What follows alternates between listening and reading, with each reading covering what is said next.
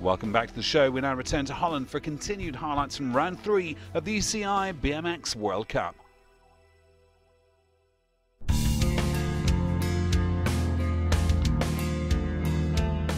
third straight changes look really good. I'm excited to ride it. It looks like you can really open up and you don't have to hit your brakes like you did last year.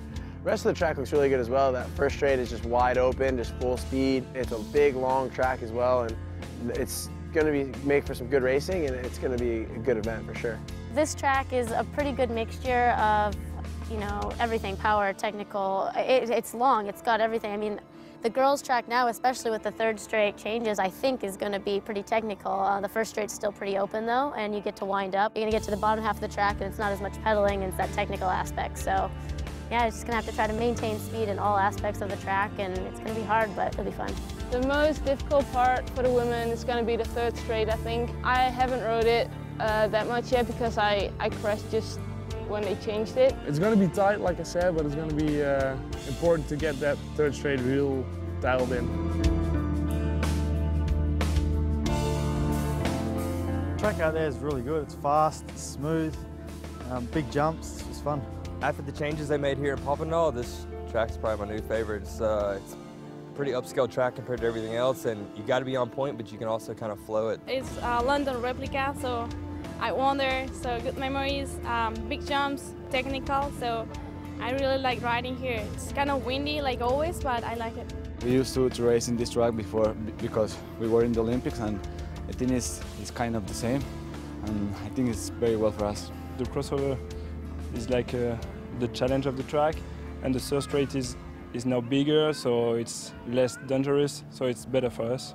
It's certainly a challenge. A new third straight is definitely, I guess, separating a few girls. So it's an open track, so we can go flat out, and that's what I love, bigger jumps. So yeah, I'm looking forward to it. Should be good.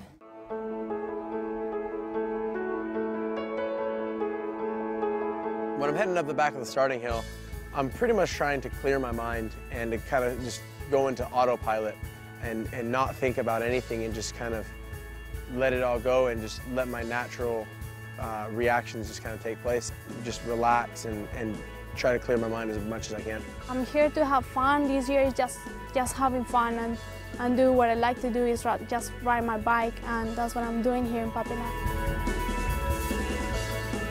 For the super final, I was feeling much confident. It wasn't that windy, and I jumped that triple, and then my third straight was so good, so fast, and then I just really went into it and got the first time.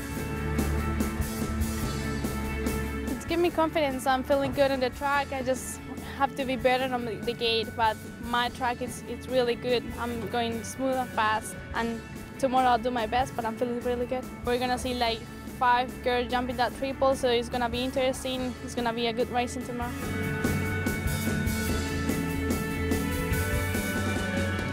In the super final, I just let it all out. Had a super smooth lap and ended up winning it, and I was pretty pumped with that.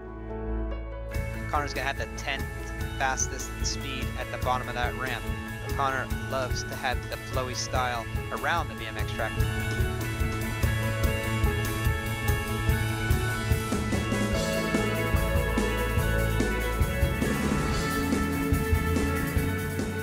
It's definitely a good confidence booster going in knowing you ran the quickest lap today, but time trials and racing are two completely different things. You know, it's not every time where the guy who wins the time trial is always going to win the race. So, you know, just take it for what it is, take the confidence, take the #1 seed, and just go into racing tomorrow.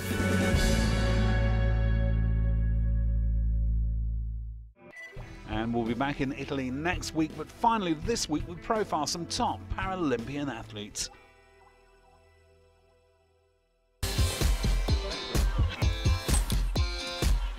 Para-snowboarding is a new sport. It's quite young. It's taking what regular competition is for snowboarding.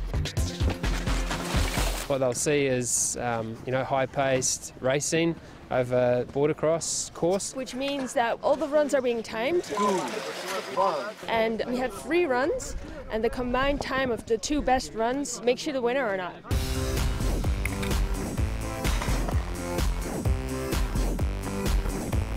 Yeah, border cross is pretty physical sport.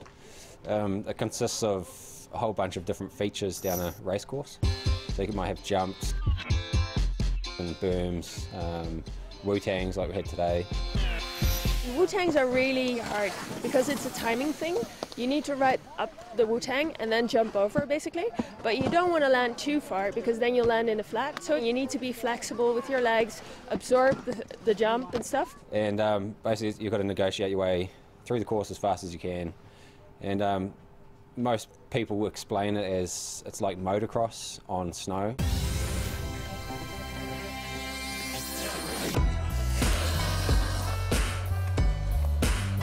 We're actually only dealing with lower limb and upper limb. And lower limb, we have quite a few riders and quite a few at a really high level and definitely an international level. In Sochi, we will work with only a lower limb impairment group, men and women. If you start snowboarding, you don't snowboard with only your legs, you snowboard with your entire body. So like making a turn comes from within your shoulders and then your whole body turns and that makes you turn. So yes, of course I'm missing a leg, which makes it a little bit harder maybe, but it's not that different as it is from able body in my opinion. It's a different story if you're an AK, because an AK is an above the knee amputee, so he or her misses a knee, which makes it really hard to bend your knees, of course. And that's the disadvantage they have, because a below the knee amputee, a BK, can absorb the obstacles more easy than an AK. You don't choose your classification, you're given it. It's done via a classification system based on your impairment, and you have to go through an evaluation of that impairment, and so that involves a technical reviewer and a physio or a doctor as well, and they classify you. Well, at this moment, the difference between disabled and able-bodied snowboarding is that the features we are riding are a little bit smaller, and besides that, it's of course the able-bodied ride 4x4 racing against each other. At this point, we're only racing against time, but hopefully in future time we'll more or less do the same.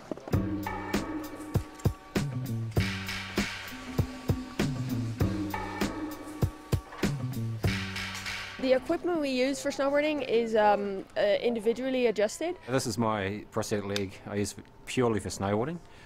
It's got a custom-made foot.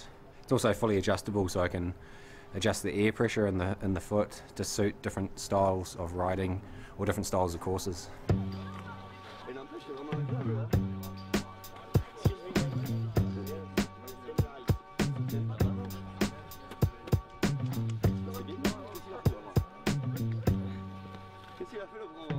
So the foot plate is carbon fibre and Kevlar, and the main structure ankle block is titanium, 3mm titanium, and is obviously just a stock standard mountain bike shock. I really like to be in control, so if I initiate a turn, I want my leg to do the same. So there's no technical stuff in there at all. It's really, really stiff. I can crack your skull with it, but it's yeah, I like it that way. So here's just a rubber foot sleeve, which basically just goes over the foot, and it just makes it a lot easier to put my boot on, but better fit, so there's no movement inside the boots. Yes, just regular snowboard boots. Since the sport was included in the Paralympics, the training has intensified 400%. It's almost a full-time job now, snowboarding, travelling, off-snow training in the gym, all the other stuff that goes with it, you know, physio and mental sort of psych stuff. That's just the beginning for para snowboarding and for growing the sport, and we need to make so much more steps still to make it a solid sport in the Paralympic Games. So there's still a lot of work to do, and I just love a challenge.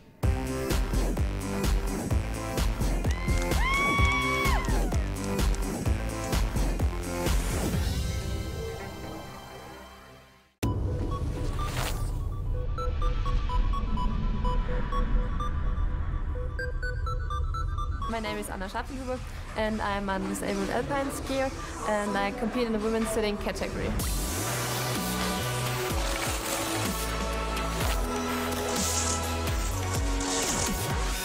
The most important point is to share your happiness with the others and to laugh.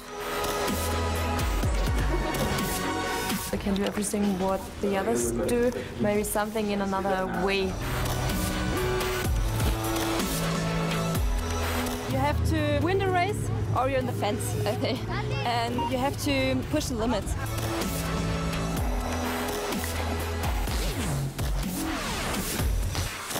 It's now or never. If you see the one in the finish, yeah, you're happy and scream.